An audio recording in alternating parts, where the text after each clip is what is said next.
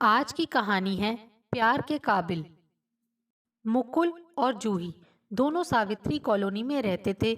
उनके घर एक दूसरे से सटे हुए थे। दोनों ही हम उम्र थे और साथ साथ खेल कूद कर बड़े हुए थे। दोनों के परिवार भी संपन्न, आधुनिक और स्वच्छंद विचारों के थे। इसलिए उनके परिवार वालों ने कभी भी उनके मिलने जुलने और खेलने कूदने पर कोई प्रतिबंध नहीं लगाया था। इस प्रकार मुकुल और जूही साथ साथ पढ़ते लिखते, खेलते कूदते, अच्छे अंकों के साथ हाई स्कूल पास कर गए थे। इधर कुछ दिनों से मुकुल अजीब सी परेशानी महसूस कर रहा था। कई दिन से उसे ऐसा एहसास हो रहा था कि उसकी नज़रें अनायास ही जूही के विकसित होते शरीर के उभारों की तरफ उठ जाती हैं, चाहे वह अपने आप को लाख रोके। बैडमिंटन खेलते समय तो उसके वक्षों के उभार को देखकर उसका ध्यान ही भंग हो जाता है।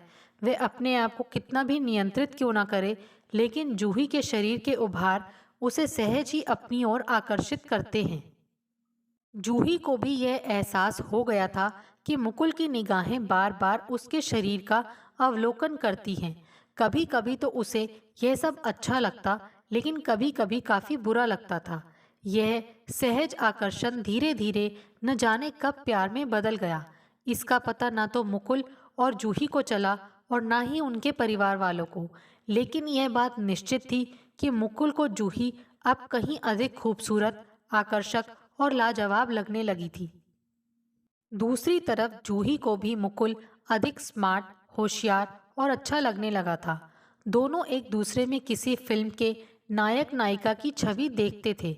बात यहाँ तक पहुँच गई कि इस वर्ष वैलेंटाइन डे पर दोनों ने एक दूसरे को न सिर्फ ग्रीटिंग कार्ड दिए, बल्कि दोनों के बीच प्रेम भरे एसएमएस का भी आदान प्रदान हुआ।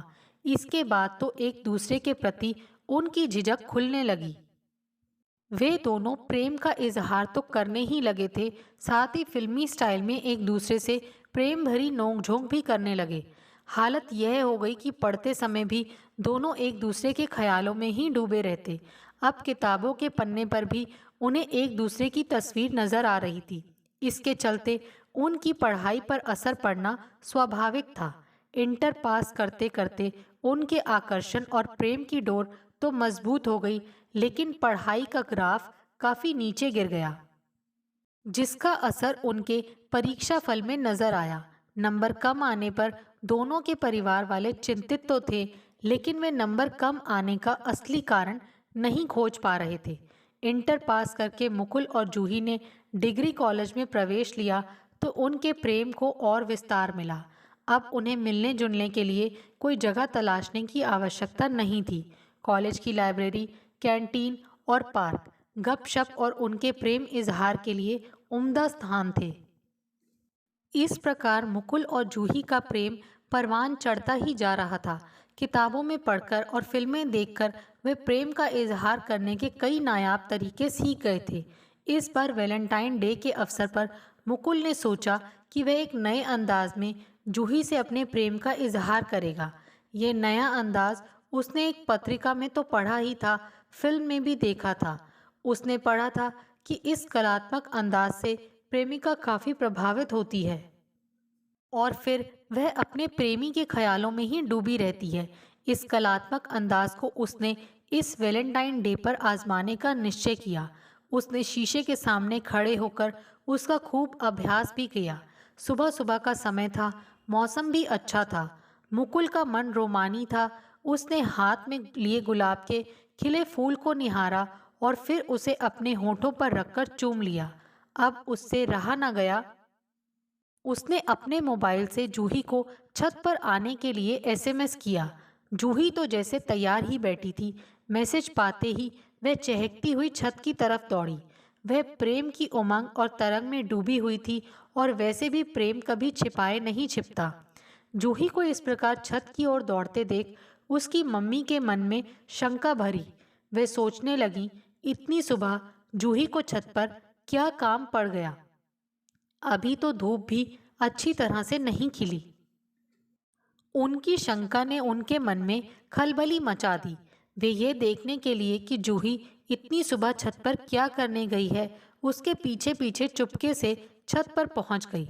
वहां का दृश्य देखकर जूही की मम्मी हतप्रभ रह गईं। जूही के सामने मुकुल घुटने टेके गुलाब का फूल लिए प्रणय निवेदन की मुद्रा में था। बड़े ही प्रेम से बोला, जूही डार्लिंग, आई लव यू। जूही ने भी उसके द्वारा दिए गए गुलाब के फूल को स्वीकार करते हुए कहा, Mukul, I love you too. ये दृश्य देखकर जूही की मम्मी के पैरों तले जमीन खिसक गई, लेकिन छत पर कोई तमाशा ना हो इसलिए वे चुपचाप दबे कदमों से नीचे आ गईं। अब वे बहुत परेशान थी। थोड़ी देर बाद जूही भी उमंग तरंग में डूबी हुई प्रेम रस में सराबोर गाना गुनगुनाती हुई नीचे आ गई। इस समय वह इतनी खुश थी मानो सारा जहां उसके कदमों में आ गया हो। इस समय उसे कुछ भी नहीं सूझ रहा था। उसकी मम्मी को भी समझ नहीं आ रहा था कि वे उसके साथ कैसे पेश आएं। उनके मन में आ रहा था कि जूही के गाल पर थप्पड़ मारते मारते उन्हें लाल कर दें।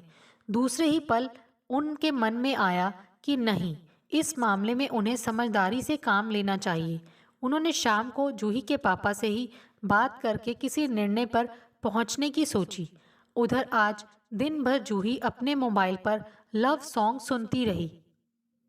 शाम को जब जूही की मम्मी ने जूही के पापा को सुबह की पूरी घटना बताई तो वे भी सन्न रह गए।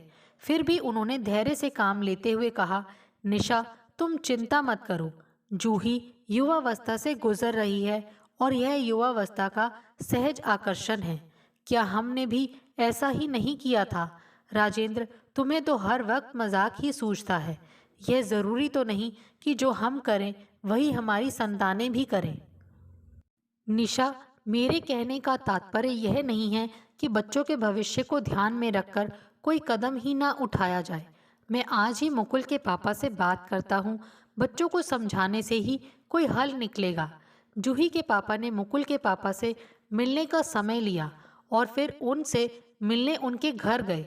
फिर दोनों ने सौहार्दपूर्ण वातावरण में मुकुल और जूही के प्रेम व्यवहार और उनके भविष्य पर चर्चा की, जिससे वे दोनों कहीं गलत रास्ते पर ना चल पड़े।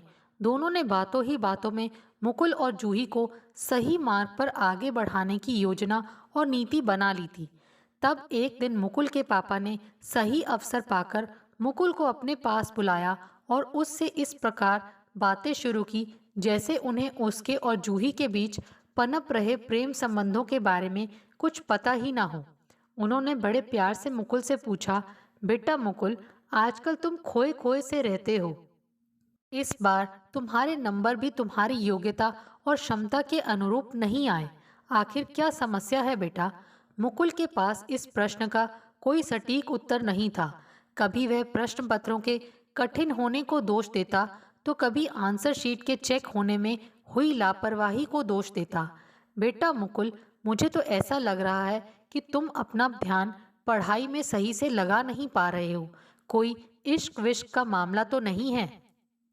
यह सुनते ही मुकुल को करंट सा लगा। उसके मुंह से तुरंत निकला, नहीं पापा, ऐसी कोई बात नहीं है। बेटा, यह उम्र ही ऐसी होती है। यदि ऐसा है तो कोई बुरी बात नहीं है। मुझे अपना दोस्त समझकर तुम अपनी भावनाओं को मुझसे शेयर कर सकते हो। एक पिता कभी अपने बेटे को गलत सलाह नहीं देगा, विश्वास करो। लेकिन मुकुल अब भी कुछ बताने से झिझक रहा था। उसके पापा उसके चेहरे को देखकर समझ गए कि उसके मन में कुछ है जिसे वह बताने से झिझक रहा है। तब उन्होंने उससे कहा, मुकुल, कुछ भी बताने से झिझको मत। तुम्हारे सपनों को पूरा करने में सबसे बड़ा मददगार मैं ही हो सकता हूँ। बताओ बेटा, क्या बात है? अपने पापा को एक दोस्त की तरह बातें करते देख मुकुल की झिझक खुलने लगी। तब उसने भी जूही के साथ चल रही अपनी प्रेम कहानी को सहज रूप से स्वीकार कर लिया। इस पर उसके पापा ने कहा, मुकुल, तुम एक समझदार बेटे हो जो तुमने सच्चाई स्वीकार की। मुझे जूही से तुम्हारी दोस्ती पर किसी भी तरह से कोई भी एतराज नहीं। बस मैं तो सिर्फ इतना कहना चाहता हूँ कि यदि तुम जूही को पाना चाहते हो तो पहले उसके लायक तो बनो। तुम जूही को तभी पा सकते हो जब अपने करियर को संवार लो और कोई अच्छी नौकरी व पद प्राप्त कर लो। बेटा, यदि तुम अपना और जूही का जीवन सुखमय बनाना चाहते हो तो तुम्हें अपना करियर संवारना ही होगा। अन्यथा जूही के पेरेंट्स भी तुम्हें स्वीकार नहीं करेंगे। इस दुनिया में असफल आदमी का साथ कोई नहीं देता।